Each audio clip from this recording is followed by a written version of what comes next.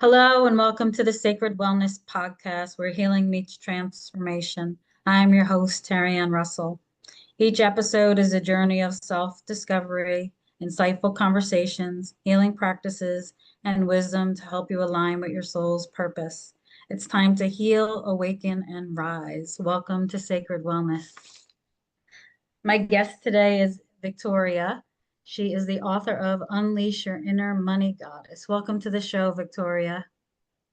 Thank you, Terry Ann. Thank you for having me. It's a real pleasure to be here. It's wonderful to have you here, and there's so much that we can unpack and unload. We're going to go about 20, 25 minutes, so hopefully we can get to it all. If not, we can always have you back and go through that again. Sure, sure. Um, so I want to jump right in. There's a lot of noise around empowerment lately, right? A lot of people, that's like the buzzword to be empowered. But your work, what I was looking at when I was reading over your book was you tap into ancient wisdom. And I love that because I love the goddesses. I love ancient wisdom. I'm so connected to my past lives. And can you share a little bit about your work and how you got started and what you do? Yeah, absolutely. So I come with a completely different background. I actually worked in marketing for 20 years. But I've always been in love with ancient mythology. Like ever since I was a young child, I would devour all the legends and the stories about ancient Greek gods and Egyptian gods. Egyptians were more, of a favorite of mine. I think in some past life, I must have lived in ancient Egypt because the connection I feel with that energy is so deep and so profound. But on my own personal journey, several years ago, I started working on my finances because I discovered that while everything in my life seemed to be, in place like a puzzle all put together, the one sphere that was missing, like control and order, there was such a chaos there, was finances. Mm. So I rolled up my sleeves, I educated myself, I spent years learning and perfecting my own investment strategies and personal journey. And slowly this led me to having so much information already piled up inside me that I wanted to start sharing. Mhm. So I started my own blog, I started my own Facebook group, and I wanted to do something more. And the idea of a book came to me, and I drafted a couple of them, but it never really clicked. Like the message was not there until one day I was at this financial literacy webinar, and I was listening to Morgan Housel, the author of Psychology of Money, which is, I always say this is my favorite book on money because it deals more on the psychology, not that much on the financial strategies and the numbers. And that's why I love it. And I love the way he talks about money through real life experiences and stories. And that's when I thought this is exactly how we should be teaching personal finance and finance management, especially to women who don't always feel aligned with the masculine energy of the financial industry and all those numbers and spreadsheets and percentages and all of that. And I thought, yeah, that's a great way. I love the way he uses stories. At the very same time, I was reading a book on ancient mythology, Persephone Rising. Mhm. And as I looked at the book and I see the webinar, and the two things just came together so naturally, so profoundly, and then I got it. This is how I need to relate my two passions for mythology and for goddesses with personal finance, and this led me to writing the book. Actually, the book like felt like it wrote itself because it was all flowing out. And yeah, that's pretty much how I got here. Wow, I love that. I'm getting goosebumps. It's so true. Often, you know, and I love that you shared that, because a lot of what I talk about is often we miss those signs, right? Where our body's giving us signs, the universe is sending things to us, but often we're so busy that we miss them. So I love that you shared that aspect, that you're able to blend the two. I'm just doing my second book after connecting and channeling with Mother Mary, which was Reaching for You. This book is Becoming You, and it's with the goddesses, and I've channeled all these transmissions that come through. So I'm also working with the goddesses. So there is that connection as well. I love that. But, you know, when we're talking about women, it's funny because, you know, I think you mentioned Egypt, right? For me, I had a strong epiphany, especially when I lived in Sedona. There was this energy, Egyptian energy there, that I felt that I have not felt anywhere else yet. And I did feel Isis.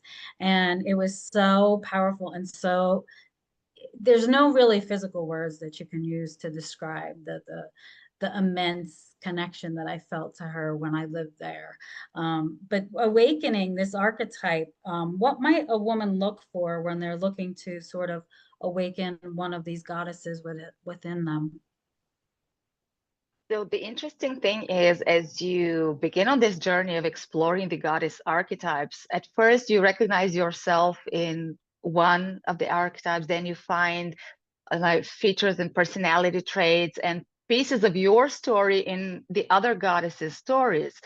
So you go through this exploration journey until you actually figure out that you yourself are a unique blend of all these goddess archetypes. That's the beauty of working with archetypes, because they are part of the global unconscious, right? So we have bits and pieces of every and each of these stories inside of us. So it's really a matter of looking inside of yourself and seeing your own story through the lenses of these different goddesses. And whenever you feel like, okay, now I need to tap into the energy of Isis or Athena, then just find this little nudge or trick or practice that will get you connected to that kind of energy. But it very much depends on what stage in your life you're at and what you need at the moment. Like when I started, I was entirely into Athena archetype. I was strategic. I had all the planning done. I had one of the most complex financial spreadsheets for personal, family finances that you could ever imagine. And I felt okay in that energy until at one point I felt it exhausted me. Like there was not that it felt like I depleted that archetype within me. So I needed to tap into something else. And for me, that was the exact opposite of Athena that I needed to bring more into my life, which was Lakshmi. In the book, I talk about Lakshmi, where she is all about flow and letting things unfold naturally and just attract wealth, abundance, and beauty into your life in a way that feels easy, right? And Yeah. gracefully. Yes. So it very much depends on where you are and what kind of energy and archetypal work you need at the moment to get you to the next stage or next level, depending on, your personal journey. Right. No, I would agree. You know, this journey, this spiritual journey I have found has been such an amazing unraveling, unearthing journey for each of us. And it's so unique to every person that's going through it. So I love how you share that your experience was working with one, and then you sort of felt this. And that's what I describe to my clients often, is often if you're like us and it's a feeling that may come through, right? You just felt this depletion and you were ready to move on to something different. And I think today in our society, because we are so busy, especially, where were you again? I know we're in the United States. I'm in Eastern Europe, in Bulgaria. Okay, so here we're just very busy, hustle, grind, go, go, go. We don't have that time to really pay attention to that. And I think that's what gets lost in the translation often, because we're not paying attention to that awareness that is deep within us. Um, Yeah. I love that you shared about the different goddesses too, because I think today, as women and the women that I work with, there's such a disconnection. And it's not only to the goddess within us, right? But it's to, our innate higher self. It's to God, the universe. Why do you think that is? I know for me, I described it being the hustle and grind. Why do you feel it's like that today for most women? I think it's pretty much it overlaps with what you said, being too busy, but it comes from, I think, this inner desire that we've been brought up with to wear too many hats. Like we jump from one role to another all day long. Like you go to work, you take care of the children, you drive someone somewhere, you take a call with your parents. In all the time you're switching roles, and at the end of the day, you have not found a minute for yourself to tap into the true you inside of you beyond the roles and beyond all the hats that you wear. But what's true for the United States is also very true here in Europe. Um, the whole culture of doing more, achieving more, um, you know, there's this all this productivity mindset that we need to be doing something all the time. It's here also. Okay. But I'm really happy to actually see on a global scale more and more people talking about the importance of actually stepping back and connecting on a deeper level with who you truly are, so that you can then go to the world, go into the world, and your actions will be so much more powerful and meaningful. But first, you need to do the inner work. It at least like 5 minutes a day. It doesn't really take that long, but it's a good start. Like 5 minutes a day, just sit in silence. Absolutely. I shared something the other day and I got a lot of pushback because I did a podcast and I was talking about what if today you just canceled all your meetings for the day and you sat in the pool and people are like, I can't do that. Are you crazy? Like, you know what would happen if I did that? And then a couple of people reached out and they were like, you know what? I did do that. And what a difference it made for them in that moment because they were able to just step back and reschedule everything. And you know what? The world still went on. Everybody Yeah. made it without you that day. And that's part of what sacred wellness is. I often talk about having that balance between all of those aspects of ourselves. And we have to be able to live in that balance because I know if you grew up like me, if you were sitting still, you were lazy. You were told, you had to always go, go, go. And that's that old masculine dominated way of doing things. And as we're moving more into this shift with the feminine, we're learning that being space, like, yes, it's okay to take a day and sit in the pool all day for yourself and shut out the world, because if that's what you need, that's what you need. And so I share that often. I like how you Yeah. added that as well. Thank you. Yeah. I want to talk a little bit about, you said you're launching a program in June, and we're going to talk a little bit about that. Can you describe what that is and what it's about? Yeah. Well, a lot of the book readers actually asked me for a next step because the book is a great introduction to the whole concept of working with goddess archetypes to find your own unique way to handle finances in a way that feels empowering and feels like you're in control and you're reclaiming your power over money. And then these readers came to me and said, okay, but I want something, more. I want to learn the steps from the start to the end.